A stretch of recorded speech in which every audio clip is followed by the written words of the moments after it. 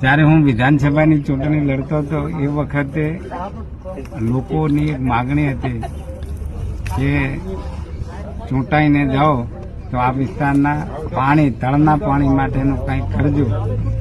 અને એના અનુસંધાને ચૂંટાયા પછી આપણે એક સંકલ્પ કર્યો હતો. સંકલ્પ તો એટલા માટે કર્યો હતો કે આ સંકલ્પ આ વિસ્તારની જનતાનો સંકલ્પ બને. અને એ સંકલ્પ એ હતો કે જ્યાં સુધી આ વિસ્તારની જનતાને પાણીની, સિંચાઈના પાણીની સમસ્યાનો કોઈ માર્ગ ન મળે ત્યાં સુધી હું જાહેરમાં કોઈ સન્માન નહીં સ્વીકારું. અને એના અનુસંધાને આજે મોદી સાહેબ જ્યારે દેવદરબાર વધાર્યા હતા ચૂંટણી પ્રચારમાં, અને એ વખતે મેં વાત કરી હતી કે સાહેબ દિયોદરની જનતા પાણી માગે છે, અને એ બોલીને ગયા હતા કે આગામી સમયમાં જ્યાં નર્મદાનું પાણી નથી પહોંચ્યું ત્યાં પહોંચશે. અને મને કહેતા આનંદ થાય છે કે સરકારે દિયોદર લાખણી પાઇપલાઇન, કે જેમાં દિયોદર, લાખણી, થરાદ તાલુકાના પણ કેટલાક ગામ આવે છે, ડીસા અને કાંકરેજના પણ કેટલાક ગામ આવે છે, આ બધા માટે 1400 કરોડની એક યોજના મંજૂર કરી છે. અને એ યોજનાને વહીવટી મંજૂરી, એને વર્ક ઓર્ડર, એ બધી જ પ્રક્રિયાઓ પૂરી થઈ ગઈ છે, જેનું ખાતમુહૂર્ત વડાપ્રધાને આપણે મહાત્મા મંદિરથી કર્યું. અને આજે આપ જોઈ રહ્યા છો કે અત્યારે પવિત્ર શ્રાવણ માસ છે. આ મોજરૂ જૂનાની પવિત્ર ધરતી છે, નકળંગ ભગવાનની ધરતી છે. ધરતી પર અત્યારે આ પાઇપલાઇન નાખવાનું કામ શરૂ થઈ રહ્યું છે.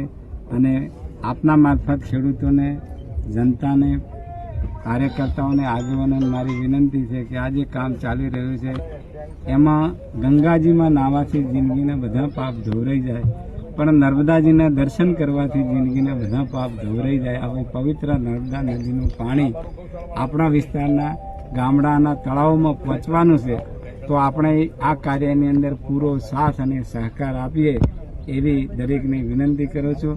એની સાથે સાથે નર્મદાજીનું આવું પવિત્ર પાણી આપણા ગામમાં, આપણા તળાવમાં પહોંચે એના પહેલાં આપણા ગામનો તળાવ જે આ નર્મદા યોજનાથી જોડાવાના છે એ બધા જ તળાવો એની સફાઈ થઈ જાય, એની પાળ વ્યવસ્થિત થઈ જાય, ઊંડા કરવાના બાકી હોય તો ઊંડા થઈ જાય, બાજુમાં વૃક્ષારોપણ થાય, કોઈ દેવસ્થાન હોય તો એમાં નાનું એક મંદિર બની જાય. અને આખી નર્મદાજીના વધારવા માટે આપણા વિસ્તારની જનતા એ તૈયાર રહે, એના માટે બે હાથ જોડીને આપના મારફત હું આ વિસ્તારની પ્રજાને વિનંતી કરું છું. અને સાથે સાથે ચોમાસું ચાલુ છે, વડાપ્રધાનનો જે આપણાને જે કાર્યક્રમ છે કેચ ધી રેન, એટલે વરસાદના પાણીને હંગરો અથવા ભૂગર્ભમાં ઉતારો. તો મારી સૌને આપના મારફતે એક નમ્ર વિનંતી છે કે ફરી પણ હવામાન વિભાગ, હવામાન શાસ્ત્રી દ્વારા આગામી સમયની અંદર ભારે વરસાદ ગુજરાતની અંદર થવાનો છે એવી આગાહી થઈ છે. તો એના પહેલાં આપણા ખેતરની અંદર જે ફેલ થયેલા બોર છે એ બોર એ રિચાર્જ થાય, એના માટેના સ્ટ્રક્ચર થઈ જાય. જ્યાં આપણા ખેતરમાં પાણી ભેગું થાય છે ત્યાંથી ભૂગર્ભમાં પાઇપલાઇન દ્વારા આપણે ચેમ્બર બનાવી પાણીને ચોખ્ખું કરી અને આપણે આપણા ફેલ થયેલા બોરોમાં વાળીએ તો આ સમસ્યાનું કાયમી આપણે નિરાકરણ કરી શકીએ એમ છે. આ ખૂબ પવિત્ર કાર્ય છે. તો આવો આપણે સૌ સાથે મળી.